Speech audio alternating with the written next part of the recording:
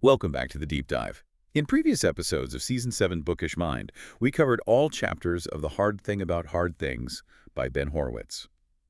Now, for our special supplementary episode, Season 7, Episode 10, we offer a comprehensive wrap-up of this seminal work. Yeah, kind of pulling it all together. Exactly. This deep dive is designed for anyone who might have missed our initial explorations or simply wants to revisit the unvarnished truth about building and running a startup. And it really is unvarnished, isn't it? Absolutely. We've meticulously distilled the essence of Horowitz's experience, from his deeply personal struggles right through to his most profound business insights. We're offering you a unique shortcut to understanding what it really takes to navigate the often treacherous, sometimes exhilarating world of tech entrepreneurship. So get ready, because we're about to unpack this incredible raw journey. Absolutely. And you've hit on precisely what makes this book and hopefully this wrap-up so compelling. This isn't just another business treatise, is it? It's a raw, unfiltered look at human resilience under immense, often crushing pressure. What's truly fascinating here is how Horowitz leverages his own story. It's not like a prescriptive formula, something to be blindly followed. Right. No step-by-step guide. No, not at all. It's a series of hard-won lessons forged through sheer will and often, let's be honest, excruciating difficulty. He's been in the trenches, he's been there, done that, first as an entrepreneur, then as a CEO battling for survival, and now as a venture capitalist. And those lessons still hold up. They absolutely do. The enduring utility of these lessons, especially when he's guiding a new generation of founder CEOs, is really a testament to their timelessness. The deeper patterns he describes, they resonate far beyond the tech world, making this deep dive profoundly relevant to anyone facing significant challenges, whether it's in their professional life or, frankly, just their own personal growth. Okay, so as we embark on this journey through what's called the battle-scarred landscape of startup life, let's start with the author himself. Ben Horowitz doesn't sugarcoat anything. He doesn't present a neat, tidy formula. No, definitely not. Instead, he just lays bare his deeply personal story and the myriad difficulties he faced. It's a really candid look at the unvarnished truth.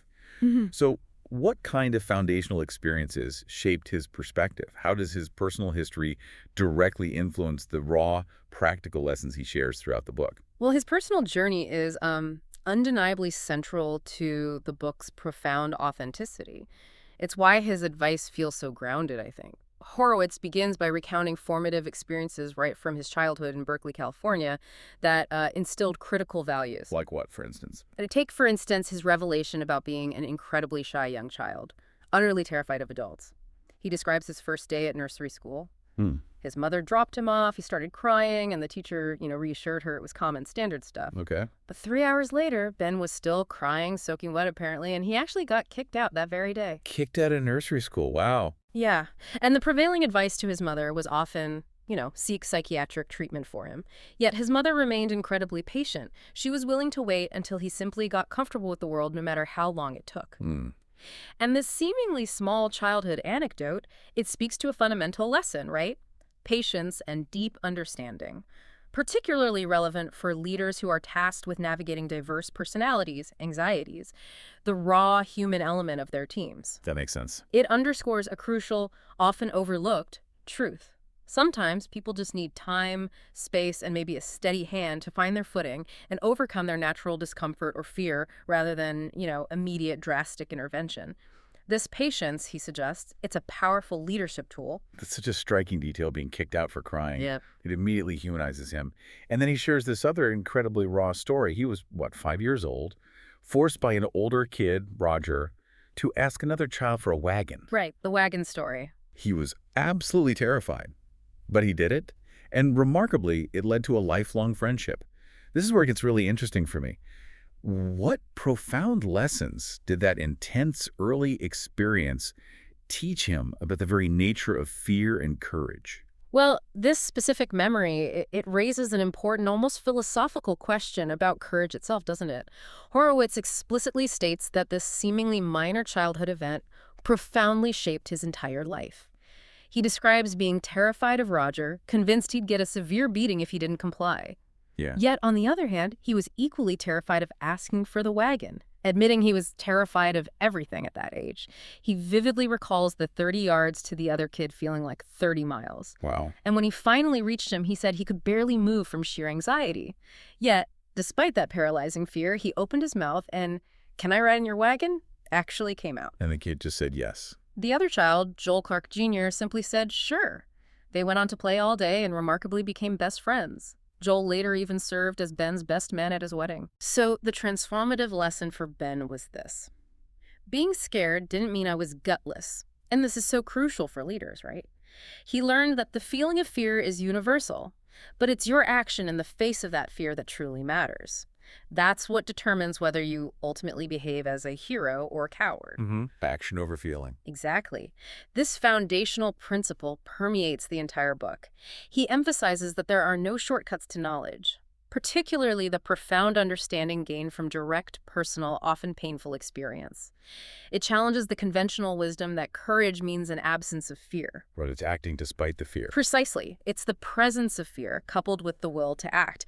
And often that hard-won knowledge from direct engagement with difficulty is far more valuable than any theoretical shortcut you might read about. Okay, and then shifting gears slightly, he recounts this fantastic anecdote about Coach Mendoza, the legendary turn your shit in speech. It sounds almost comically blunt, but also incredibly intense and, well, effective. What did this reveal to a young Ben about setting expectations, establishing accountability, and understanding the raw reality of high-stakes environments? Oh, Coach Mendoza's speech. Yeah, with its intense, almost poetic use of profanity, it's a masterclass in unambiguous communication and immediate consequences. It's really about cultivating a culture of seriousness from the very beginning. So, setting the tone immediately. Right. Horowitz recalls Mendoza starting by defining what was absolutely unacceptable. Some of you guys will come out here and you just won't be serious. You'll get here and start shooting the shit, talking shit, bullshitting, not doing shit, and just want to look good in your football shit. If you do that, then you know what? Turn your shit in. Wow. Incredibly direct. And then he punctuated his point with a series of vivid, crystal clear examples, leaving absolutely no room for misinterpretation. Come late to practice. Turn your shit in. Don't want to hit. Turn your shit in. Walk on the grass. Turn your shit in. Call me Chico. Turn your shit in. Okay, message received. Exactly. This illustrates a direct, unvarnished communication style that Horowitz himself later adopts as a CEO. It sets an immediate and unambiguous standard, defining the non-negotiables. For a young Horowitz, it laid a crucial foundation that in high-stakes environments, whether it's a football field or a startup, expectations must be clear, accountability must be immediate, and there's simply no room for half measures or a lack of commitment. Yeah. It's about preparing for the brutal realities where results, not effort or excuses, are the only thing that really matters. This kind of blunt honesty, while maybe uncomfortable, becomes a vital tool in his leadership arsenal later on. Okay, continuing that thread of formative experiences, we can't overlook the fistfight story and the powerful lesson he drew from it. The price of not taking the time to understand. What was the lasting impact of that particular hard thing, and how did it influence his approach to complex situations later in his career? Yeah, this anecdote about the basketball game fistfight, it serves as a really stark warning about the profound danger of snap judgments. Acting on incomplete information, especially when emotions are running high. Which happens a lot in startups, I imagine. Constantly. Ben recounts a pickup basketball game where he saw a fraternity boy-looking player throw the ball at his musician brother Jonathan. Ben, who readily admits he was used to football and fighting, immediately judged the situation on my first impression, and I rushed the frat boy. Landed some punches before catching a right hook himself. Yeah. But the critical, humbling realization came later. He never actually knew the full context. He reflects, it's possible that my target player was simply mad about a hard foul rather than trying to bully my brother, but that's the price of not taking the time to understand. I will never know. That uncertainty must have stuck with him. Absolutely. And it directly connects to a broader theme of leadership that he carries forward. In the chaotic, high-pressure world of startups, incomplete information and quick emotional judgments can lead to disastrous outcomes, whether it's misjudging a market, a competitor, or an internal team dynamic. Right. The lesson here is the critical importance of pausing, taking the time to truly understand a situation, to gather all available facts, and to resist that visceral urge to react prematurely. There's almost always more to the story than what appears on the surface, right? And a leader's fundamental responsibility is to seek that deeper understanding before making crucial decisions. It's a powerful reminder that even when things feel urgent, a moment of thoughtful inquiry can prevent significant, often irreversible damage. That's a great point. His family life also plays a profoundly significant role in defining these hard things he faced. The story about his son being diagnosed with autism and the subsequent struggle to afford basic necessities, like air conditioning during a scorching heat wave. That truly hits home for any listener. It's incredibly raw. And then, in that moment of despair, his father asks him, do you know what's cheap? And do you know what's expensive? What was the deeper, almost philosophical meaning his father was trying to convey there? And how does it speak to the personal cost of entrepreneurship? Yeah, this moment is a profoundly vulnerable exposure of Horowitz's personal life. It illustrates the immense emotional and financial toll of entrepreneurship, the raw human experience that often lies hidden behind the, glossy headlines of business success. For sure. He describes how his son's autism diagnosis immediately placed a terrible burden on him while working at a demanding startup because he needed to spend more time at home. Then came that brutally hot summer day, 105 degrees. They couldn't afford air conditioning, and all three of his children were just crying uncontrollably from the heat and discomfort. It's awful. In that moment of extreme stress, his father came over and turned to him asking, "Son, do you know what's cheap?" Ben, utterly consumed by his struggles and having absolutely no idea, replied, "No, what?" His father then said, "Flowers. Flowers are really cheap. But do you know what's expensive?" And the book doesn't say what's expensive. No, it leaves it hanging, which makes it even more powerful, I think. The implication resonates deeply. In a moment of extreme financial and emotional hardship, where basic comforts like a cool home were out of reach, his father was subtly pointing to the immense non-monetary value of things that are truly precious in life. Like peace of mind, family. Exactly. It could be peace of mind, family well-being, supportive relationships, or simply the ability to provide comfort for your children. These things often come at a different, sometimes far higher kind of cost than just money.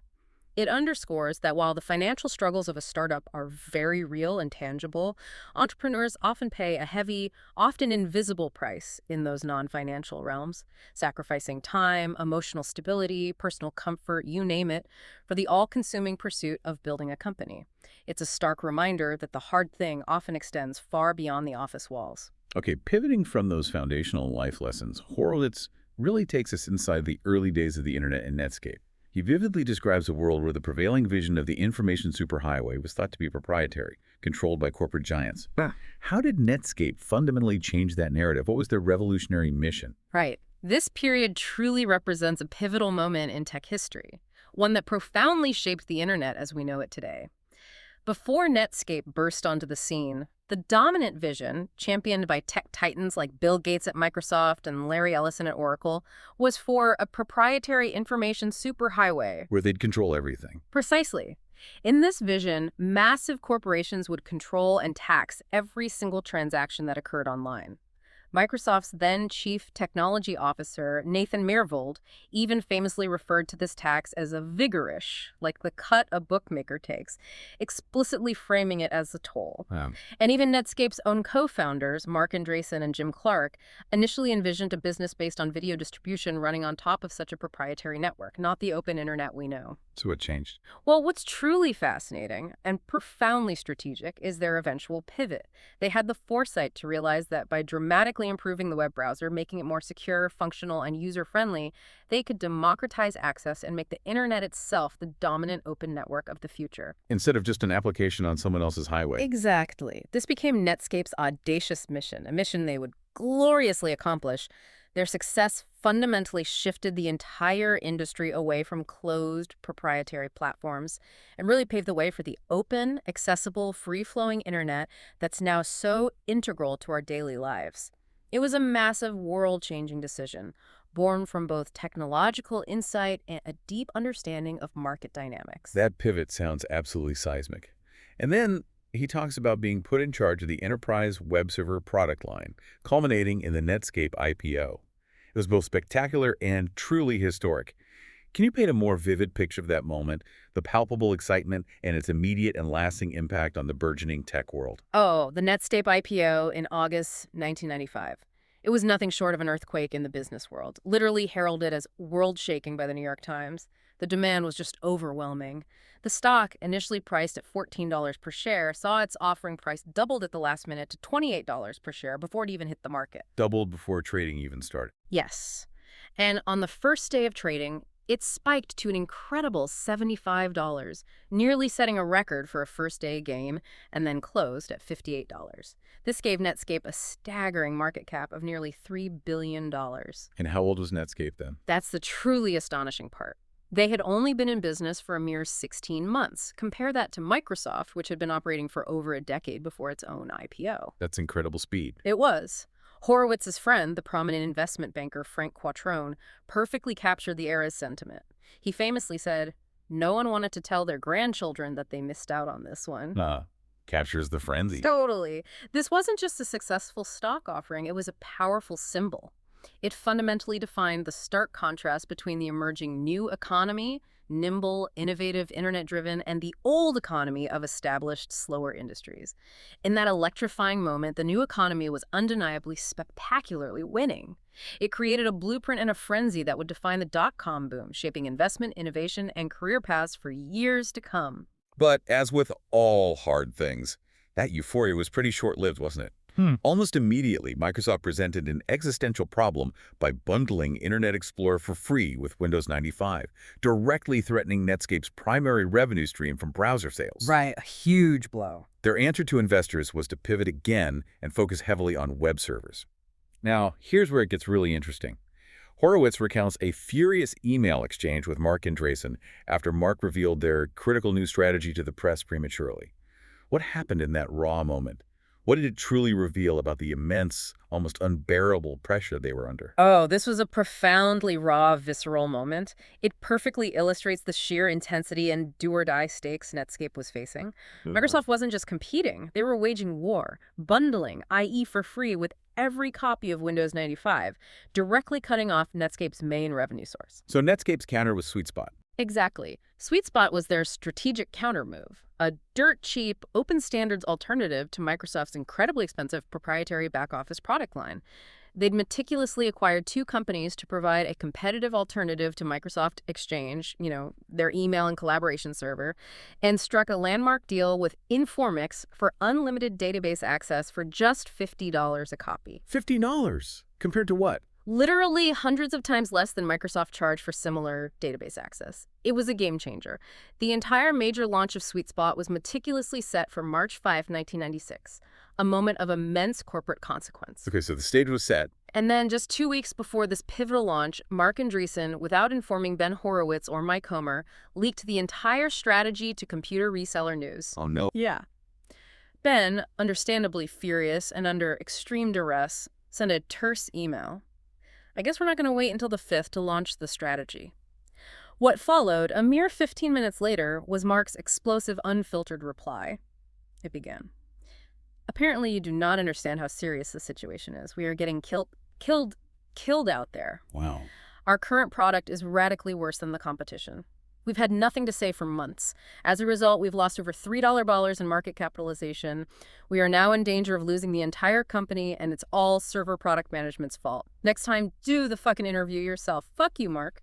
Unbelievable. And this was the same day he was on the cover of Time. The very same day, Mark appeared barefoot, sitting on a throne, on the cover of Time magazine, symbolizing his tech deity status. Horowitz was absolutely terrified, convinced he'd lose his job. His wife, Felicia, even told him to start looking for new employment. Just illustrates the pressure. Perfectly. It captures the raw, unadulterated stress, the desperation, and the near constant state of emotional turmoil when a company's very survival hangs precariously in the balance against a dominant, relentless competitor.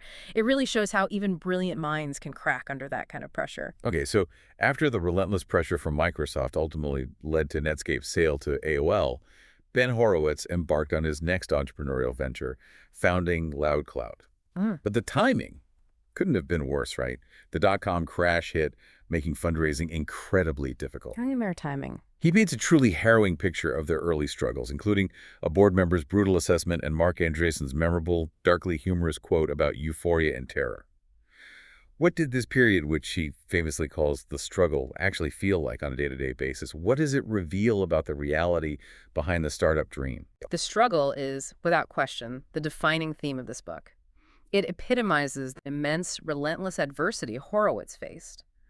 After Netscape's acquisition by AOL, largely due, as he says, to Microsoft using the full force of its operating system monopoly to crush competition, Ben founded LoudCloud, an innovative cloud services company. But they burn through cash fast. Incredibly fast. They rapidly deployed nearly all of their initial $66 million in equity and debt. They desperately needed to raise more capital, but they found themselves attempting to do so right in the epicenter of a disastrous dot-com climate. And the situation was compounded because most of their customers were dot-com startups, making investors incredibly skittish. Yeah, it's a tough sell. Extremely. The brutal reality became glaringly evident after they pitched SoftBank Capital. Bill Campbell, his trusted board member and mentor, relayed some back-channel feedback. SoftBank thought LoudCloud was quite thin and far too reliant on dot-coms. They even acidly posited that LoudCloud had lost something like $1 million per employee over the last 12 months. They vividly conjectured it was like having a bonfire in the parking lot and getting everyone busy burning dollar bills. The public press was equally merciless. Businessweek famously dubbed their IPO the IPO from hell. Oh, wow. And the Wall Street Journal quoted a money manager reacting to their offering with a blunt, "Wow, they were desperate." One financier, who ironically did invest, called it the best option among a particularly ugly set of options. So just constant pressure. Relentless, Yeah. public and private. It culminated in Mark Andreessen's darkly humorous yet profoundly insightful observation. You only ever experience two emotions, euphoria and terror, and I find that lack of sleep enhances them both. Not bad. The struggle is precisely this constant existential threat, a brutal daily grind where you question everything. Your product, your market, the viability of your team, and perhaps most painfully, your own competence and sanity. It's the period where the initial dream crumbles and survival becomes the sole overwhelming objective. It often feels like the walls are just relentlessly closing in. That's a powerful description. And in the midst of this struggle, Horowitz admits he initially got something fundamental wrong. He thought he had to project this unshakable, positive, sunny demeanor to his employees, to shield them. Right, the brave face approach. But he later learned that sharing the burden and being transparent was actually far more effective. It fostered trust rather than eroding it. How does he meticulously articulate the paramount importance of trust and open communication in not just surviving, but actually navigating the struggle? Yeah, he opens up about this significant misstep with remarkable candor. Initially, as CEO, he genuinely believed it was his duty to shield his employees from the company's severe financial and operational woes. His reasoning was that they couldn't possibly handle the scale of the losses or the immense pressure as well as he, the responsible party, could. He thought he was protecting them. Which sounds logical on the surface. It does, but as he plainly states, he was completely wrong. He credits his brother-in-law, Carthu, for a pivotal conversation that helped him realize this. Horowitz explains with raw honesty that nobody takes the losses harder than the person most responsible, that is the CEO, and nobody feels it more than you.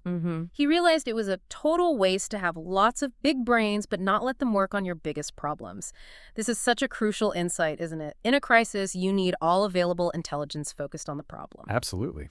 Crucially, he learned that sharing the burden, letting the maximum number of brains work collaboratively on problems, even the most existential ones, not only builds profound trust, but also dramatically increases problem-solving efficiency and the organization's resilience. So transparency actually makes you stronger. Exactly. His observation is stark. A company that discusses its problems freely and openly can quickly solve them, while one that covers up its problems frustrates everyone involved and inevitably leads to a downward spiral of declining morale, secrecy, and disengagement. He even warns against common management maxims like, "Don't bring me a problem without bringing me a solution." That one. Because such seemingly well-intentioned rules can accidentally suppress vital information flow. And that's precisely what you need most when you're teetering on the brink. The CEO's radical honesty and ability to build this level of trust through transparency is often the fundamental difference between a company that collapses and one that finds its way through the hardest times. The deep belief in transparency really comes through. And it brings us to a memorable, almost brutal piece of advice from the book's title chapter itself.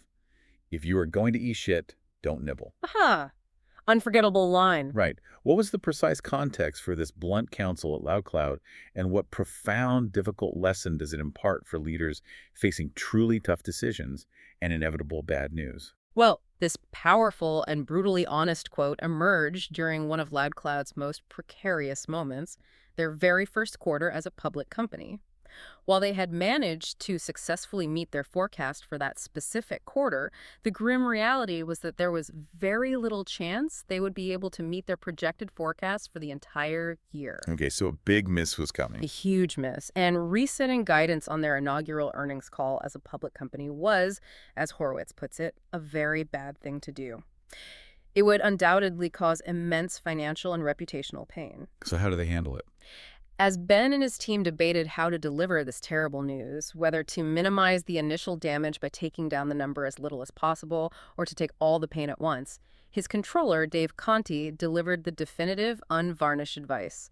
Conti stated with absolute clarity, no matter what we say, we're going to get killed. What? As soon as we reset guidance, we'll have no credibility with investors, so we might as well take all the pain now because nobody will believe any positivity in the forecast anyway. If you are going to eat shit, don't nibble. Wow. Don't nibble. Following this blunt counsel, Horowitz made the incredibly difficult decision to immediately slash their projected annual revenue from $75 million down to a mere $55 million. Took the hit all at once. Exactly. The lesson is crystal clear and profoundly challenging for any leader's psychology. When you are facing inevitable bad news, you must deliver it fully, decisively, and without reservation. Don't drag out the pain with incremental disclosures, hoping to soften the blow or try to sugarcoat the truth. The human tendency is to nibble, to reveal bad news in small, manageable doses, but this only prolongs the agony, erodes credibility with every new disclosure, and ultimately makes the overall impact worse. Right. Instead, take the entire hit at once, accept the immediate consequences, and only then can you truly begin the arduous process of moving forward, rebuilding trust, and regaining credibility with stakeholders. It's about a single, decisive blow, then the long road to recovery. That's a painful but critical lesson. And Loud Cloud's struggles were far from over. One of the most dramatic stories of survival involves their near bankruptcy and the absolutely critical EDS deal. Bill Campbell, his mentor, even told Horowitz to prepare for a shutdown. Can you elaborate on the unique, chaotic challenges Loud Cloud faced with EDS, and then explain how they ingeniously turned things around, ultimately saving the company through a seemingly unconventional acquisition? Oh, the EDS deal wasn't just a challenge. It was truly a life-or-death situation for Loud Cloud. With the company rapidly running out of cash, Bill Campbell gave Ben the brutal but necessary advice that he needed to prepare the company for a shutdown, a stark indication of how dire their circumstances truly were. So they were really on the brink. Absolutely. Loud Cloud was given an ultimatum. They had exactly 60 days to fix all the problems and make the deployment work with EDS, or the company was effectively done. 60 days to live, basically. Pretty much. And the environment at EDS itself was, as Horowitz describes, insane and chaotic. They had inherited ancient networks, operating systems so old they literally didn't support basic modern technologies like threads. Wow, that's fundamental. Yeah. The staff at EDS was often unmotivated, sometimes found sleeping in the data center at 2 o'clock in the afternoon. Compounding this, Loud Cloud's own product, while innovative, was far from perfect. Every bug, every technical hitch became a legitimate reason for EDS to stop the crucial deployment. So how do they fight that? Horowitz implemented rigorous daily meetings specifically designed to identify and remove any roadblock, ensuring that no issue lasted more than 24 hours. This relentless and almost obsessive focus on execution and internal problem solving was absolutely crucial. Just clearing obstacles constantly. Day in, day out. The unexpected breakthrough came when Anthony, a sharp team member, discovered that EDS heavily relied on an old, obscure, but mission-critical product for asset management from a company called Tangram. This insight proved to be the key to unlocking the seemingly impossible situation. Tangram. Okay, so despite his own team's unanimous agreement that buying Tangram was a terrible idea, old tech, wrong location, money loser Horowitz, against all conventional wisdom, decided to buy it for $10 million. What was his profound, almost counterintuitive rationale for this decision? And how did this seemingly irrational move not only save the company, but also later prove to be a surprisingly profitable acquisition? Right, this decision is a prime example of Horowitz's leadership style and his unshakable conviction in moments of crisis. It completely defied conventional business wisdom. His due diligence team meticulously analyzed Tangram, and unanimously advised against the acquisition. Citing all the logical reasons. Exactly. Significant issues, difficult technology integration, old company in North Carolina, far from Silicon Valley, financially a proven money loser. But Horowitz listened to all their valid objections, absorbed them, and then calmly told them, I didn't care about any of that. We were going to buy Tangram. Just like that. His profound insight was this. The technical merits, or the location, or the immediate financial state of Tangram were secondary. Their real problem was EDS's perception and their desperate need to save the EDS account. By solving Frank, the main EDS executive's specific critical Tangram problem, a headache that was keeping Frank up at night, they would dramatically change EDS's entire perception of LoudCloud's value and commitment. Solving the customer's other big problem. Precisely. They negotiated a deal to acquire Tangram for $10 million in cash and stock. Once the transaction closed, Horowitz immediately called Frank from EDS to inform him that all Tangram software would now be included for free as part of his opsware contract. But Frank was happy. Frank was predictably ecstatic. At the end of the harrowing 60 days, Frank famously gathered their team and declared, "You guys really delivered, and I am shocked. You are the best vendor that I have, and I'm happy to be working with you." Yeah. Complete turnaround. Total turnaround. This strategic acquisition not only saved the EDS account and thus the entire company, but Tangram later proved to be highly profitable itself, well beyond its critical role in survival. They even discovered that keeping the North Carolina location for customer support was more cost-effective than outsourcing to places like Bangalore, considering turnover and training costs. Incredible. It's a powerful illustration that sometimes the most irrational-seeming decision is actually the most strategic when it's driven by a deep understanding of the true problem and the human dynamics at play. That's a remarkable story of strategic brilliance. But beyond the shrewd maneuvers, there's a deeply human, almost empathetic element to this period of intense struggle. Horowitz shares the story of John Nelly, Tangram's CFO, diagnosed with brain cancer right after the acquisition. Yeah, heartbreaking timing. He wasn't going to be an opsware employee. His pre-existing condition meant no health insurance. Yet, Horowitz chose to pay for his Cobra at a significant cost, despite fighting for his own company's very survival. What does this profound act of compassion tell us about true leadership and core values, especially in the face of existential threats? Well, this anecdote perfectly illustrates one of Ben Horowitz's most deeply held core values, and what he attributes as a critical reason Opswell was able to not only recover but thrive even after enduring multiple rounds of layoffs, something VC Doug Leone called a complete violation of the laws of venture capital physics. So this mattered long term. Absolutely. This act embodies Jim Barksdale's powerful guiding principle. We take care of the people, the products, and the profits in that order. People first. People first. John Nelly, Tangram's CFO, got that devastating brain cancer diagnosis immediately after the acquisition. Because he wasn't formally joining Opsware and it was pre-existing, he wouldn't be eligible for health insurance under their plan. The cost of treatment without insurance would almost certainly bankrupt his family. Unimaginable stress on top of everything. Totally. Ben asked his head of HR what it would cost to keep Nelly on payroll long enough for him to qualify for Cobra, and what Cobra itself would cost. For listeners, Cobra lets former employees keep group health coverage, but usually at a very high personal cost. The total sum Horowitz was looking at wasn't cheap, around $200,000. $200,000 for a company fighting for its life. Exactly, a significant amount. And technically, they didn't owe him anything, but Horowitz's internal thought process was profound and immediate. We were fighting for our lives, but he was about to lose his. Wow. This decision transcended pure business logic. It demonstrated truly profound empathy and ethical leadership. It wasn't about ROI. It was about a fundamental human responsibility, doing the right thing for a fellow human being in desperate need, regardless of the immediate bottom line. And that builds loyalty. Fierce loyalty. This kind of action reinforces a company culture where people genuinely feel valued and cared for, especially when things go wrong. People remember how you treat them during their darkest hours. And that, Horowitz argues, is invaluable for long-term survival and success, particularly after difficult periods like layoffs, when you need your remaining team more than ever. That unwavering commitment to people is inspiring. After the EDS crisis was ultimately resolved, it seemed like they might finally catch a break. But no.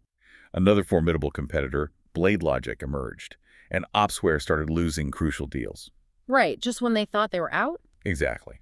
Horowitz recounts reaching a point where he felt he had no more stories, no more speeches, no more rah-rah left in him. So he delivered this brutally honest, almost desperate speech to his engineering team. We have one bullet left in the gun, and we must hit the target. What was the precise impact of this raw, unvarnished honesty? How did it manage to rally a team that was already exhausted and on the brink? Yeah, this was undeniably a make-or-break moment for Opsware, a true low point in their incredibly arduous journey. The company was bleeding, losing deals to Blade Logic. Their stock price had plummeted back down to a dismal $2.90 per share. And Mark Andreessen left then, too. Well, he didn't leave Opsware entirely, but he decided to start another company, Ning, at this absolutely terrible time, which certainly underscored the precariousness of Opsware's situation. Ben, as he admits, felt utterly depleted. No more stories, no more speeches, no more rah-rah left in him. He knew the usual motivational platitudes would just ring hollow. So what did he do? Instead of trying to inspire with false optimism, he made a courageous choice. He decided to level with the team. He called an all-engineering meeting and delivered what he describes as a brutally honest, unvarnished speech. He started by stating the grim truth. I have some bad news. We are getting our asses kicked by Blade Logic, and it's a product problem. If this continues, I'm going to have to sell the company for cheap. Laid it all out there. No holding back. Then he made a direct, deeply emotional plea, appealing not just to their professional commitment, but to their personal lives. I need you to go home tonight and have a serious conversation with your wife, husband, significant other, or whoever cares most about you and tell them, Ben needs me for the next 6 months. Asking for a huge commitment. Huge. I need you to come in early and stay late. Make no mistake, we have one bullet left in the gun and we must hit the target. I will buy you dinner. I will stay here with you. And how did the team react? Horowitz admits he felt horrible asking them to make yet another monumental sacrifice, but the collective response was astonishing. The team didn't blink. They rallied with an almost defiant determination, working tirelessly to build a winning product that ultimately saved the company. This moment powerfully showcased the immense, almost catalytic power of radical transparency and a shared, desperate purpose. When you tell it like it is, lay bare the stakes, and give people a clear, shared mission that directly impacts their livelihood, they will often rise to the occasion, finding reserves of resilience they didn't even know they possessed.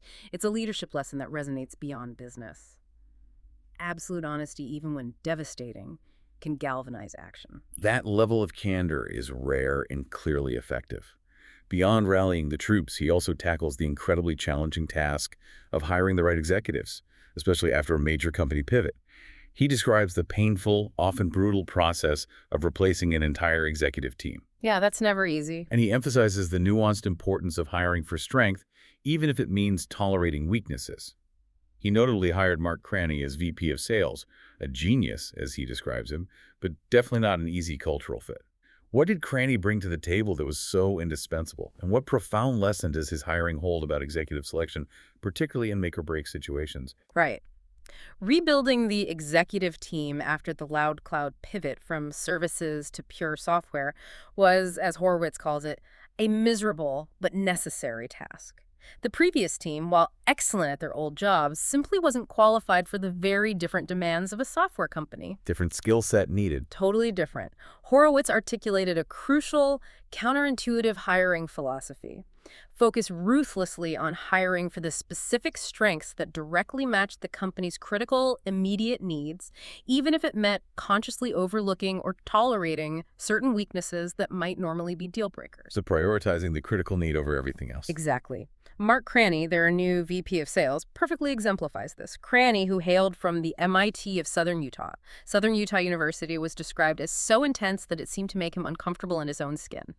He was, by many accounts, not an easy cultural fit, a red flag for many companies. Yet Horowitz recognized him as a genius in sales. During his interview, Cranny bristled at conventional questions about his personal accomplishments.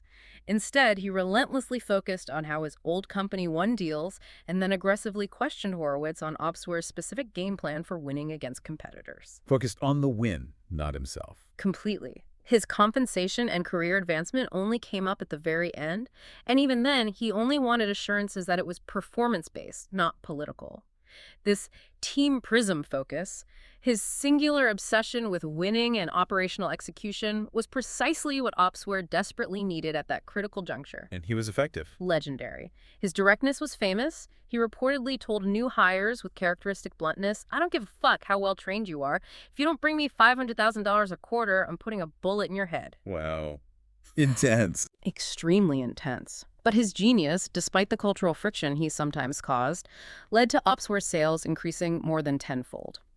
This proves that in critical do-or-die times, sometimes you absolutely need to hire the genius who can unequivocally deliver the results, even if they aren't the most conventional cultural fit. The lesson: evaluate leaders not just on personality, but on their unique, indispensable ability to solve your company's most urgent problems. That's a fascinating, almost brutal approach to hiring. And it leads to another powerful, equally brutal lesson that he learned from Coach Bill Davis, a college football coach, and later reinforced by Bill Campbell. Nobody cares. What does this stark pronouncement truly mean in the often isolating context of leading a company through failure or incredibly tough times? Why is it so essential for a CEO to internalize? Yeah, this is a stark, difficult, and profoundly true lesson that every leader must grapple with. When things inevitably go wrong in your company, a product fails spectacularly, you miss crucial targets, you face impending bankruptcy, you're losing competitive battles. Horowitz learned from Coach Bill Davis via Bill Campbell that nobody cares. Nobody cares. Yeah. That sounds harsh. It sounds harsh, but it isn't about apathy or cruelty. It's about a brutal, objective reality. When Davis coached his football team, he'd say, "Your leg hurts. Nobody cares. We're losing. Nobody cares. Just coach your team." Okay. Horowitz expands on this, explaining what it means for a CEO. The media don't care, your investors don't care, your board doesn't care, your employees don't care, and even your mama doesn't care. Why? Because, as he explains, a great reason for failing won't preserve $1 for your investors, won't save one employee's job, or get you one new customer. It certainly won't make you feel better when you're facing the agony of shutting down your company. So it's about focusing on fixing it, not explaining it. Exactly. This lesson is a powerful, almost Zen-like call to action. It forces the CEO to stop lamenting, explaining away, making excuses for problems, or seeking sympathy. Your job is not to justify, it is to fix. In the end, results are the only currency that truly matters for survival and success. It compels a leader to shift their focus from the why of the failure to the how of the solution. It's an isolating truth, yeah, but one that strips away all distractions and forces a relentless focus on finding and executing the path forward. Because ultimately, your role is to deliver, not to explain. That brings us to another foundational belief of Horowitz: his strong conviction in building a good place to work. He argues this isn't a luxury, but an absolute critical requirement, particularly when things go wrong. And as he constantly reminds us, things always go wrong. Always. What precisely defines a good company for him, beyond just perks? And why is this so existentially important for an organization's survival and long-term success? Right. For Horowitz, building a good place to work isn't a fluffy HR initiative or a mere perk. It's a strategic imperative, an existential requirement for any company, especially a startup, navigating the brutal realities of the market. He frequently references his old boss, Jim Barksdale's powerful mantra: "We take care of the people, the products, and the profits in that order." That order matters. Crucially, a good company, in Horowitz's view, is one where people can focus on their work and have confidence that if they get their work done, good things will happen for both the company and them personally. This clarity and confidence fosters deep motivation and professional fulfillment, makes employees feel their effort truly contributes and is recognized. As opposed to a bad company. In stark contrast, he observes, a poor organization is one where people spend much of their time fighting organizational boundaries and broken processes. That leads to pervasive frustration, inefficiency, and ultimately disengagement. Makes sense. And he makes a compelling, almost stark argument. Being a good company doesn't matter when things go well, but it can be the difference between life and death when things go wrong. Because things always go wrong. Things always go wrong. In bad companies, when economic downturns hit or crises emerge, employees quickly disengage or leave, leading to a rapid downward spiral. However, in good companies, the deep-seated culture of trust, clear expectations and mutual respect allows them to weather the storms. Employees are more likely to stay, to fight, to innovate through adversity because they feel genuinely valued. And it's worthwhile in itself. Exactly. Ultimately, he sees being a good company not just as a means to an end, but as an end in itself. After the immense emotional and intellectual work it takes to build a successful company, you want to be genuinely proud of the culture you created. You actually want to work there yourself. It's about building something that is inherently worthy of the effort. That's a powerful argument for culture as a survival mechanism. And it brings us to a dramatic story he shares about threatening to fire an executive, Tim, and even Tim's manager, Steve, for not consistently doing one-on-one meetings with their teams. Was such an extreme ultimatum really necessary? What does this incident highlight about his uncompromising approach to management discipline and his commitment to those foundational cultural elements? Horowitz firmly believes this extreme measure was not only necessary but pivotal for building the kind of a good company that could survive the inevitable hard things. He deeply believed in training and had incredibly clear, non-negotiable expectations for managers, which he taught through his internal management training course. Like how to do one-on-ones. Exactly. He even provided detailed instructions. The employee should always send the agenda in advance, making it their meeting to drive, and the manager's primary role is to listen, at least 90% of the time. This wasn't just a suggestion, it was a fundamental practice for building trust and understanding. Okay, so it was a core principle. A core principle. So when he discovered that his executive, Tim, hadn't met with his direct reports in 6 months, and perhaps even more shockingly, Tim's manager, Steve, was completely unaware of this critical lapse, Horowitz saw it as a profound failure of the company's core operating system. A breakdown in the fundamentals. Precisely. He called both Tim and Steve into his office and delivered a stark, unforgettable ultimatum. He passionately explained that his one and only goal was for Opsware to be a good company where people could focus on their work. He then stated, with no room for misinterpretation, "In summary, you and Tim are preventing me from achieving my one and only goal. You have become a barrier blocking me from achieving my most important goal. Oh. As a result, if Tim doesn't meet with each one of his employees in the next 24 hours, I will have no choice but to fire him and to fire you. Are we clear?" Steve's stunned response was simply crystal. Intense, but he felt it was justified. Absolutely justified. He reiterates that a good company matters most when things go wrong, and things always go wrong. Fundamental management practices like consistent one-on-ones are not optional. They are non-negotiable for building trust, ensuring clear communication, and maintaining the vital health and functionality of the organization, especially when facing deep adversity. Without that direct line of communication and accountability, the system just breaks down. It underscores his belief that cultural integrity, enforced through rigorous management discipline, is paramount for survival. That anecdote truly illustrates his conviction. And speaking of fundamental management practices, training is another huge theme for Horowitz. He was profoundly inspired by Andy Grove's Why Training is the Boss's Job, which led him to develop his famous Good Product Manager, Bad Product Managers document. Ah, yes, the legendary document. What's the core revolutionary idea behind his approach to training? And what made that deceptively simple document so incredibly effective in instantly improving his team's performance? Well, Horowitz's philosophy on training is a direct, radical counter to the common, often ineffective practice of outsourcing it, which frequently results in generic, irrelevant courses. Right, checkbox training. Exactly. He was profoundly inspired by Andy Grove's seminal management classic, High Output Management, specifically Chapter 16, aptly titled, Why Training is the Boss's Job. Grove's core assertion was clear: the manager should do it himself, because who better to teach than the person whose job success directly depends on the team's performance? Makes sense. Train your own people. Right. When Ben was director of product management at Netscape, he was deeply frustrated by what he perceived as the little value most product managers were actually adding. Applying Grove's guidance, he took matters into his own hands. He wrote that deceptively short yet incredibly impactful document, Good Product Manager, Bad Product Manager. What was the goal? The purpose was simple: to train his team on the basic, non-negotiable expectations of their role. He was, as he describes, shocked by what happened next. The performance of my team instantly improved. Product managers whom I had almost written off as hopeless became effective. Instantly. How? The core idea behind this approach is crystal clear expectations and absolute accountability, communicated directly and unambiguously by the boss. The document, through its stark, side-by-side comparison, clarified exactly what was expected and what was not. It demystified the role. Oh, do this, not that.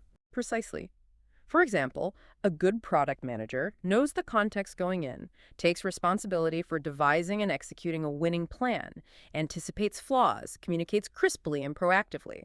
In contrast, a bad product manager has lots of excuses, complains, puts out fires reactively, might be technically accurate, but fails in strategic communication or anticipation. This immediate, tangible delineation of good versus bad behavior enabled rapid, self-correcting improvement, made their collective work dramatically more efficient and effective. It later became a cornerstone of OpsWare's internal training and success. It's about defining the win conditions so clearly that everyone knows how to play their part. That's a masterclass in setting expectations.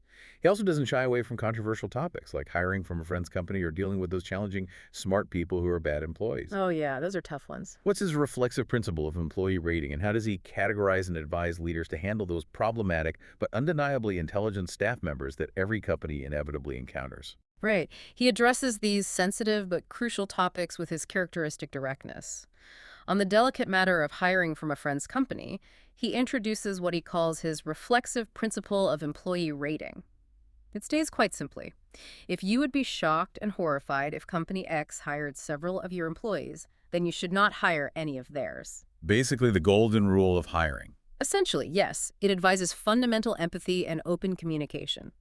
It's a pragmatic warning that directly targeting a friend's company for talent is a sure way to permanently damage or even lose a valuable friendship in the often tight-knit world of business. If you wouldn't want it done to you, don't do it to others, especially those you respect. Okay, and the smart but bad employees. Ah, yes. When it comes to smart people who are bad employees, a perennial challenge, Horowitz dissects them into three distinct, highly problematic types.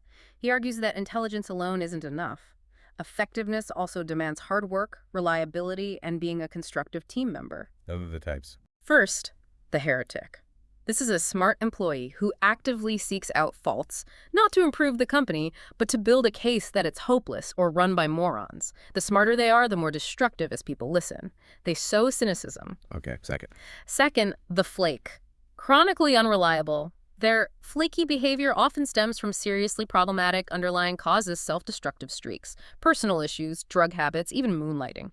No matter how brilliant, you can't extract value if they can't deliver consistently. And the third. Third, the jerk. Someone whose asinine behavior is consistently and intentionally used to undermine team morale and poison the culture. This goes beyond just being direct. It's overtly destructive. Horowitz calls it crippling. So what's the advice? Keep them. Fire them. He uses sports analogies, John Madden on Terrell Owens, Phil Jackson on Dennis Rodman to illustrate the question, when do you hold the bus?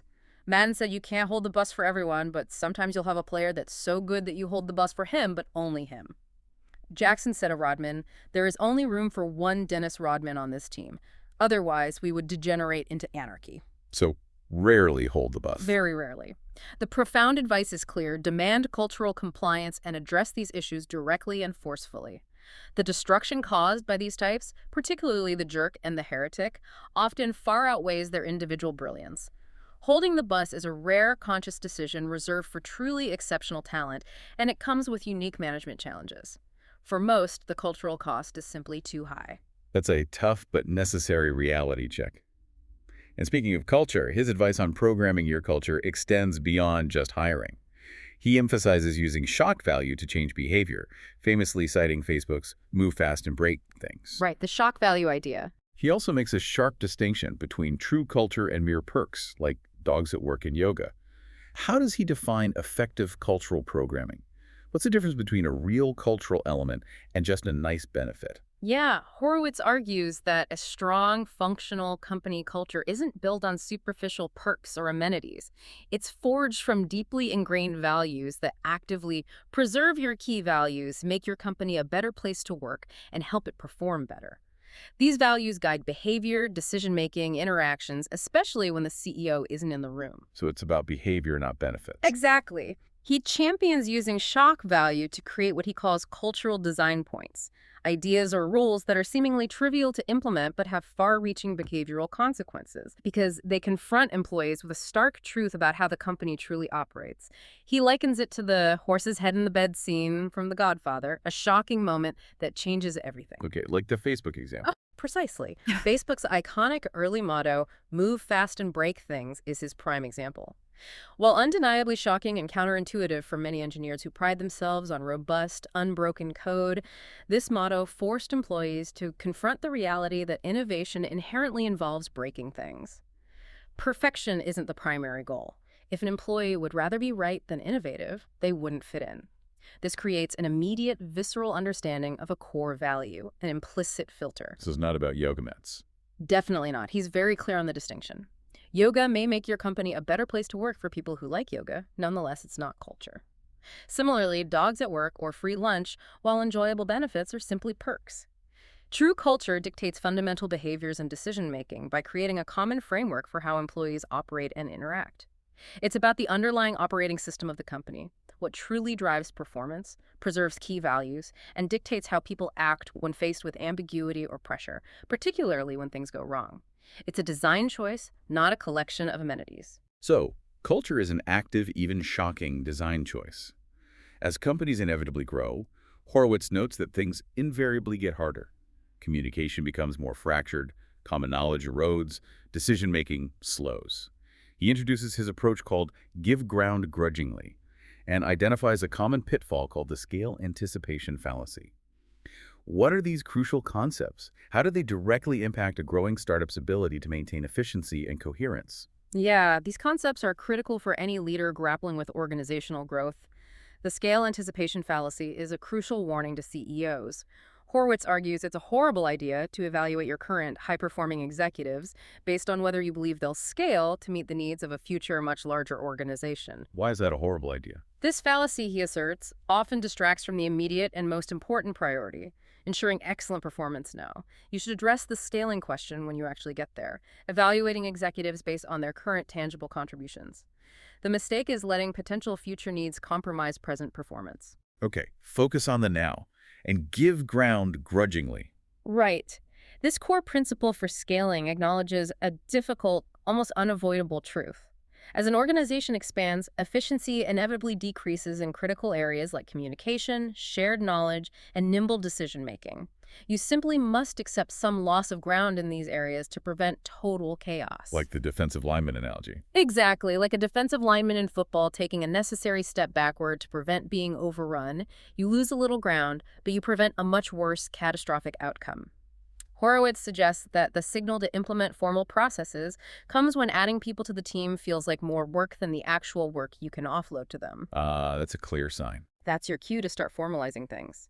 This includes organizational design, meaning reporting structures aren't just lines on a chart, but explicitly designed as the communication architecture for your company, and implementing essential processes, like a rigorous interview process, to ensure quality, consistency, and accountability across the expanding organization.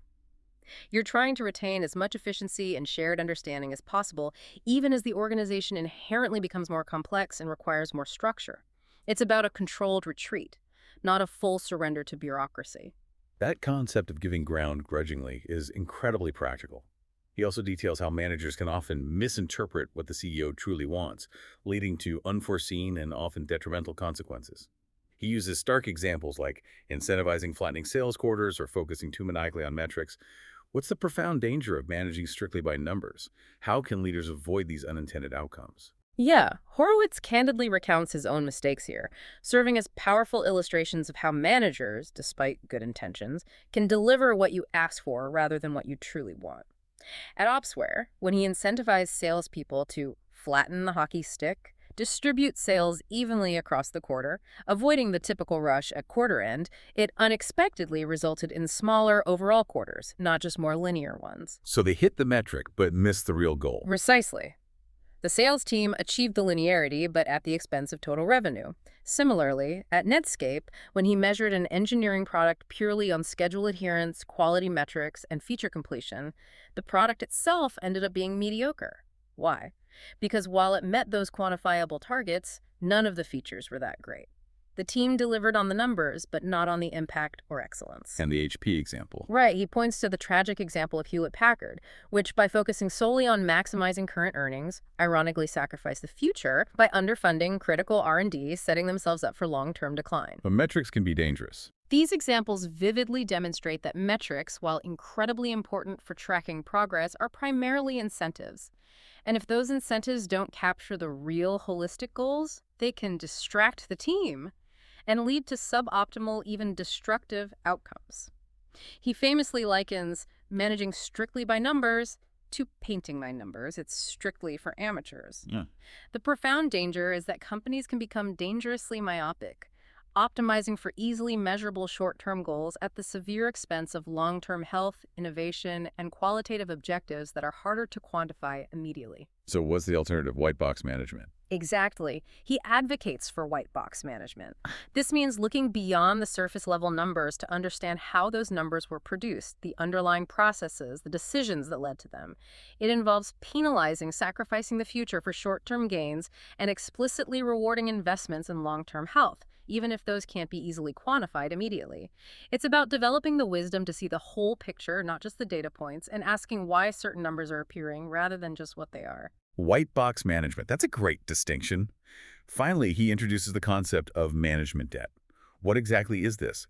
And how do common startup practices like putting two in the box or overcompensating a key employee, though seemingly logical at the time, inevitably lead to this accumulating debt that can cripple a company later? Right. Management debt. It's a highly insightful and often overlooked concept, which Horowitz defines as an expedient, short-term management decision with an expensive, long-term consequence. Much like technical debt in software development, it can sometimes make pragmatic sense in the moment to get something done or survive a crisis. But it catches up with you. It absolutely does. If not explicitly acknowledged, tracked, and strategically repaid, this debt will inevitably accrue silently and lead to what he calls management bankruptcy. Horowitz provides several salient examples that are particularly prevalent in fast-moving startups. Like putting two in the box. Yeah, putting two in the box. This occurs when you have two outstanding employees who, on paper, logically fit a single role, maybe a world-class architect and an outstanding operational person for one engineering leadership spot. To avoid losing either, a leader might keep both in that single role, hoping they'll cover each other's weaknesses. Short-term benefit, retained talent. Long-term debt, internal conflict, confusion over responsibilities, reduced efficiency, maybe no singular ownership. Okay, makes sense. What else? Overcompensating a key employee. This happens when a really good, but maybe not your absolute best, engineer gets a better offer elsewhere. To save a critical project now, you might match or exceed that offer, even if it means paying this person more than anyone else. You save the project. But the debt. The debt piles on because other employees, particularly your best ones, will inevitably notice this inequity. It subtly but profoundly undermines fairness, erodes morale, creates silent resentment that costs far more long-term than the short-term benefit. It signals politics over performance, drives rewards. And the last one, no feedback. Right. No performance management or employee feedback process. Startups often avoid formalizing feedback to avoid feeling like a big company or offending people. The debt here comes due when performance inevitably suffers, accountability is lacking, and fundamental issues fester, leading to dysfunction. Problems go unaddressed until they're crises. So HR is actually important here. Crucial. Horowitz argues a strong HR organization, counterintuitively, should act as management quality assurance, identifying and helping fix these underlying management debt issues before they metastasize into far larger, more expensive problems, ensuring the long-term health of the company. It's about paying attention to the cracks before they become chasms.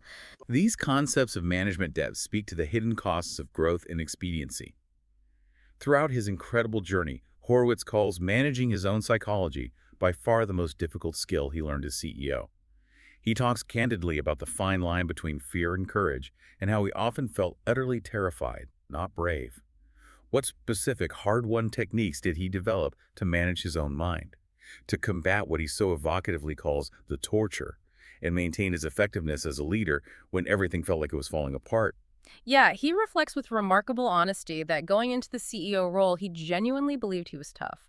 But the reality quickly revealed he was soft when it came to the unrelenting psychological pressure. This pressure is immense and, if unmanaged, leads to one of two unproductive extremes. Let me try. Either terrorizing the team, that's the outwardly focused CEO, constantly moving, fixing, micromanaging out of fear, or internalizing so much pain that you can barely function, becoming physically sick, the inwardly focused CEO, paralyzed by the weight. The ideal, he states, is to be urgent, yet not insane. Okay, so how did he find that balance? What were the techniques?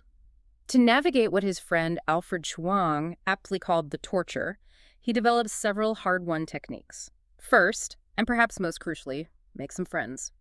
While it's nearly impossible to get high-quality, specific advice on every unique, tough decision because every situation is different, talking to other CEOs who have faced similarly challenging, existential situations provides invaluable psychological and emotional support. Just knowing you're not alone. Exactly. Simply knowing you're not alone in your fears, anxieties, self-doubt, it can make a huge difference in managing the intense isolation of the role. Shared vulnerability creates strength. Okay. Second, get it out of your head and onto paper. When your mind is racing with overwhelming problems and anxieties, the simple act of writing down those problems, fears, potential solutions helps clarify them. This externalization makes overwhelming, amorphous thoughts seem less daunting, more concrete, and thus more manageable. It's a way to impose order on mental chaos. That's practical advice. Very.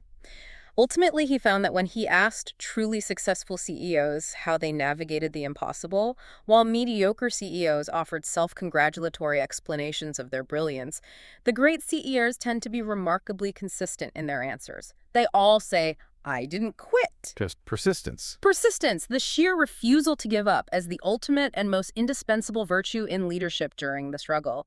It's the silent, grueling decision to keep going one day at a time, even when all logic says otherwise. That's incredibly powerful, the idea that the greatest CEOs simply didn't quit. And it ties directly into his profound statement.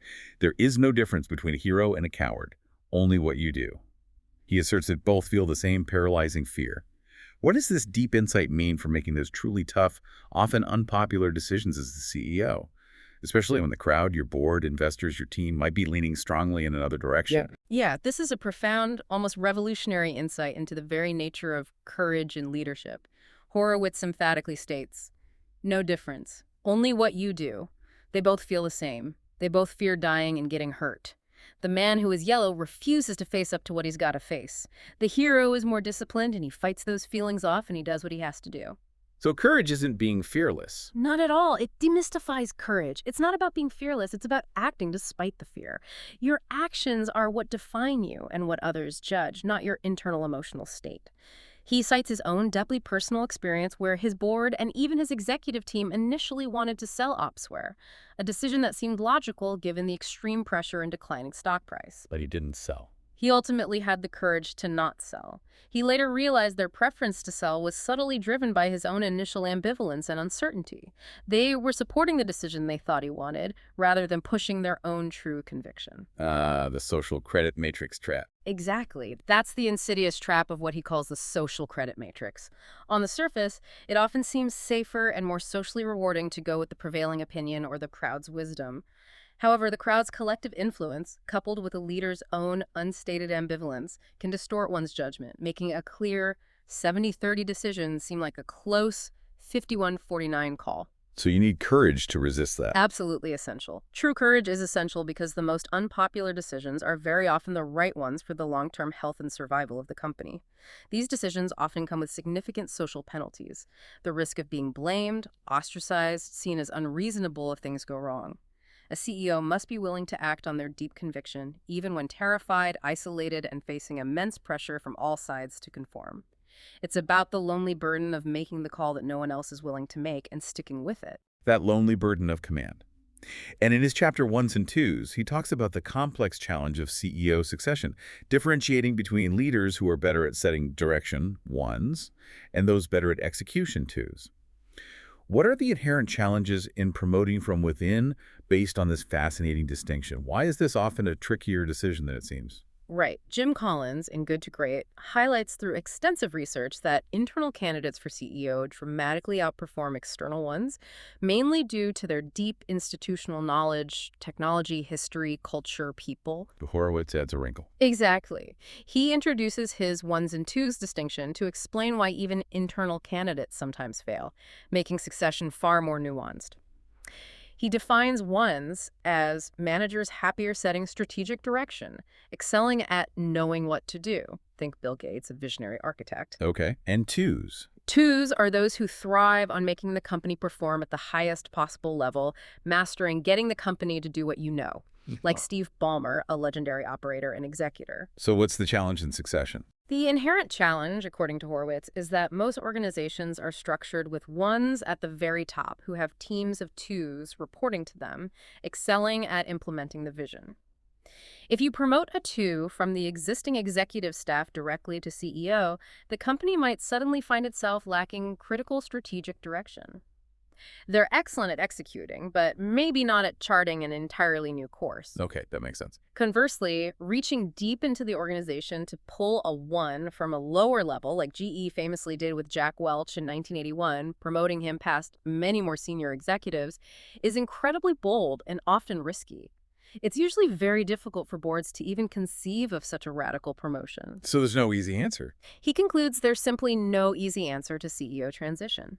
Both approaches have significant pitfalls related to the 1-2 phenomenon, making internal promotions a complex balancing act between retaining deep operational knowledge and securing necessary strategic leadership capacity. It's about matching the leader's natural inclination with the company's most pressing needs at that time. That's a helpful framework for understanding leadership roles. And he defines leadership itself through three key attributes: the ability to articulate vision, the alignment of interests, which he calls the Bill Campbell attribute, and the sheer ability to achieve that vision. Of these three, which does he believe can be learned and cultivated through effort, and which are more innate or difficult to teach? Right. Horowitz posits that while many different styles of leadership jobs, Campbell, Grove, can all lead to great outcomes, true leadership is paramount for a successful CEO. He breaks it down into these three core interconnected attributes. Okay, first, articulating vision. Articulating the vision. This involves the crucial skill of storytelling, clearly and compellingly communicating the company's fundamental why. Why employees should join, why customers should buy, why partners should collaborate. Horowitz believes this attribute can greatly improve through focus and hard work. While some are natural storytellers, anyone can refine this through dedicated practice. Okay, so that's learnable. Second, Ability to achieve the vision. This relates directly to execution and operational skills. Can the CEO actually get the company to do what needs to be done? Translate strategy into action and results. This attribute, he states unequivocally, can absolutely be learned. He links it to Andy Grove's low tolerance for incompetence and high standards for execution. He emphasizes that a CEO should constantly work to improve their own and their organization's operational prowess. Diligent practice and continuous learning make a profound difference here. also learnable. And the third, the Bill Campbell attribute. Alignment of interests. The Bill Campbell attribute. This is perhaps the most unique and profound. It's where employees genuinely feel that the CEO cares more about the employees than she cares about herself. Not about being liked, but demonstrating authentic care and commitment to the team's well-being and success. When employees sense this genuine alignment, they view it as my company, fostering fierce loyalty and making employees proactive quality control. And can this be learned? Horowitz feels this particular attribute is impossible to teach, and most fits the bill born not made, though he stresses its authenticity is paramount. You can't fake it. People see through insincerity immediately. Interesting. So some innate, some learned. Exactly. And all three attributes, he argues, enhance each other. If people deeply trust you, they'll listen to your vision, even if it's less articulate. If you're competent and deliver results, they'll trust you. If you paint a brilliant vision, people will often be patient as you learn other CEO skills. It's a holistic system, but some parts require more innate wiring. That distinction between learned and innate leadership qualities is insightful. Finally, he discusses the critical art of giving feedback. He famously advises against the conventional shit sandwich approach, Ah, yeah, everyone knows that one. and instead emphasizes authenticity, directness, and viewing feedback as a true dialogue, not a monologue. What are the absolute keys to effective feedback, particularly when it's coming from a CEO? And why is this so crucial for organizational health? Right. He stresses that effective feedback goes far beyond superficial techniques like the shit sandwich. For him, the keys are deeply rooted in integrity, genuine intent, and a commitment to the other person's growth. So what are the keys? First, be authentic. Believe the feedback you're giving. Don't manipulate, as he bluntly puts it. You can't fake the funk. If you don't genuinely believe the positive parts, the negative loses impact. Second, come from the right place. Give feedback because you genuinely want the person to succeed and improve, not to prepare them for firing or assert superiority. Make them feel you're in their corner. Okay. No personal attacks. Exactly. Don't get personal. Focus strictly on behavior, performance, results, not character. And never, ever don't clown people in front of their peers. Public shaming destroys trust. Tailor it too, right? Yes. Feedback is not one size fits all. Tailor your tone and approach to the individual. Some are sensitive, others need directness. Know your audience. And finally, be direct, but not mean. Watered down feedback is often worse than none.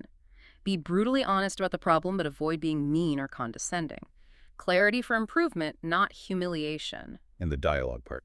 Crucially, he stresses that feedback is a dialogue, not a monologue. This is perhaps the most counterintuitive part for many leaders. As CEO, you might be wrong. Employees should be not just allowed, but encouraged to challenge your judgment, ask clarifying questions, argue the point. This willingness to engage fosters high standards, thoroughly discussed, leading to high-quality thinking and a culture where truth can emerge, however uncomfortable. It builds a robust, adaptable organization. That comprehensive look at feedback brings us full circle to the genesis of his next venture. Horowitz talks about how the hard things he endured as a CEO, the painful lessons learned, directly led him to co-found Andreessen Horowitz, or S16. Right, the VC firm. He wondered why entrepreneurship was often perceived as such a black art, and why so few venture capitalist advisors genuinely had real operational experience starting or running companies. How did these deep frustrations profoundly shape the unique and often contrarian philosophy of A16s? Yeah, the firm itself was truly born out of Horowitz's deep-seated frustration and the vast, hard-won lessons from his arduous time running LoudCloud and Opsware. He vividly recounts the relentless psychological pressure, the constant questioning of his own competence, and the stark lack of experienced, empathetic, and operationally relevant advice available to founders when he was battling for survival. He felt alone in the struggle. Very much so. These painful experiences led him to ponder profound questions. How would I have possibly worked my way through all the challenges? Why was entrepreneurship such a black art? Did everybody have the same problems I'd had? If they did, why didn't anybody write anything down? Why did so few startup advisors and venture capitalists have any experience starting companies? Good questions. Burning questions. They culminated in an instant message he sent to Mark Andreessen. We ought to start a venture capital firm. Our motto for general partners would be some experience required, as in some experience in founding and running companies is required to advise people who are founding and running companies. And Mark agreed immediately. To Ben's surprise, Mark instantly replied, I was thinking the same thing. Their frustration coalesced into two core, often contrarian ideas that fundamentally shaped A16Z. What were they? First, they believed that technical founders are the best people to run technology companies, citing compelling examples like HP, Intel, Amazon, Apple, Google, Facebook, all led by visionary founders. This challenged the prevailing wisdom that professional managers should quickly replace founders. And Second, they observed that most conventional VCs were often structured to replace founders rather than genuinely help them grow and succeed through the inevitable struggles. Their firm, therefore, was explicitly designed from the ground up to be founder-centric, dedicated to helping founders not just survive, but truly thrive through hands-on advice, a robust network, and support built on direct operational experience. That's a unique origin story. Yeah. And once they decided to launch, what was their unconventional inspiration for the firm's structure? And how did they boldly defy conventional venture capital norms, especially regarding marketing and their public persona? Well, they drew both unique inspiration and a strategic formula from Michael Ovitz's Creative Artists Agency, CAA, in Hollywood. CAA had revolutionized the entertainment industry by attracting top talent actors, writers, directors, and fundamentally shifting power towards the creators. Andreessen and Horowitz wanted to apply the same model to tech, attracting and empowering top founders. Applying the Hollywood agency model to VC. Exactly. They also completely defied the prevailing conventional VC theory of no PR. Mark discovered early VCs often avoided publicity because they frequently funded wars, sometimes both sides, making PR complicated. This insight, combined with their general instinct to counter-program whatever the big guys were doing, led them to launch Andreessen Horowitz with immense fanfare and a radically transparent approach. How did they handle the name and branding? When naming the firm, they knew they were relative nobodies in VC, but people knew Mark Andreessen. So Ben suggested leveraging Mark's existing brand. They settled on Andreessen Horowitz with the widely adopted nickname A610s. That nickname itself is a subtle nod to old computer programming shorthand, like I-18N for internationalization, A followed by 16 letters, then Z. Clever. And the PR strategy. To execute their aggressive public strategy, they hired Margit Wenmakers, whom Horowitz affectionately calls the Babe Ruth of PR. She masterfully worked her contacts and landed them a coveted Fortune cover story in 2009, featuring Mark posing as Uncle Sam, top hat and all. This instantly made Andreessen Horowitz an overnight sensation, even when it was just the two of them. Wow. Quite the launch. This aggressive, transparent, highly public approach was completely against the grain for VC, which traditionally operated in the shadows. But it allowed them to clearly communicate their unique, founder-first value proposition and rapidly establish their distinct brand. It was a conscious, strategic decision to be loud and clear about who they were and who they served. That's quite a transformation from the traditional VC model. Finally, Horowitz reflects candidly on his own transformation. He openly admits he was widely considered not very good as a CEO during his time at LoudCloud and Opsware. Yeah, the fake CEO comments. Right. But then perceptions fundamentally changed after successfully selling Opsware and later writing The Hard Thing About Hard Things. What profound freedom did he gain by stepping out of the high-stakes, all-consuming CEO role? And how did that newfound freedom directly influence his ability to share these hard-won, often brutal lessons with such unparalleled honesty? Yeah, he reflects on this personal journey with remarkable, almost disarming candor. He openly acknowledges how he was often called a fake CEO by prominent critics like David Byrne, and how he had received unlimited bad press for years. He admits that during that incredibly difficult period, you would be hard-pressed to find a single article or blog post or message board comment that said anything nice about me. He was not considered to be very good at all, a harsh reality. But things changed. Fundamentally, perceptions shifted after he successfully sold Opsware to HP for a staggering $1.6 billion in 2007, an undeniable triumph, and later, through the direct, unfiltered lessons he began writing and sharing. Once he successfully exited the demanding CEO role and transitioned into a venture capitalist, he gained a crucial freedom that I did not have before. Freedom from what? Freedom from the need to project constant strength. As CEO, he explains, he could not show weakness in public. It would not have been fair to the employees, the executives, or the public company's shareholders. Unrelenting confidence was necessary to maintain morale and investor trust, even when internally he was battling profound self-doubt and fear. But as a VC? As a VC, he gained the freedom to say what I want and what I really think without worrying what everybody else thinks. This newfound freedom, this liberation from the CEO's public persona allowed him to be brutally, unflinchingly honest, not just about the external struggles, but crucially, about his own vulnerabilities, his fears, his mistakes, the sheer psychological torment of the role. And that's what makes the book so powerful. Exactly. This unvarnished truth made his lessons profoundly resonant and unique in the business literature, offering insights that only someone who had truly been there, done that, faced the abyss, and come out the other side could possibly provide. It's the honesty born of having nothing left to lose in terms of reputation or stock price that allows the truly valuable lessons to emerge. Ben Horowitz's journey, culminating in The Hard Thing About Hard Things, truly is a testament to the idea that greatness isn't found in elegantly avoiding problems, but rather in confronting them head-on. Often with immense personal sacrifice, grim determination, and that relentless refusal to quit he talked about.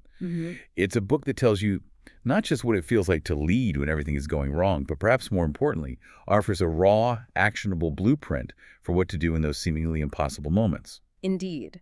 The central lesson that keeps resonating through all of Horowitz's experiences, from his childhood fears and the chaos of Netscape right through to the existential battles of LoudCloud Opsware, is that while there is no single, easy formula for success, there are enduring, often counterintuitive patterns to the struggle. Right. The struggle is the constant. It is. And it is in this struggle, this crucible of adversity, that character is forged, true leadership emerges, and innovation often finds its most unexpected, brilliant path. So for you, the listener, the provocative thought to carry forward from this deep dive is this. If, as Horowitz so bluntly and accurately suggests, hard things will continue to be hard things, how will you choose to face your next seemingly impossible challenge, equipped with the unvarnished truth and the profound knowledge that true leadership isn't about knowing all the answers, but about having the extraordinary courage to persist through the chaos?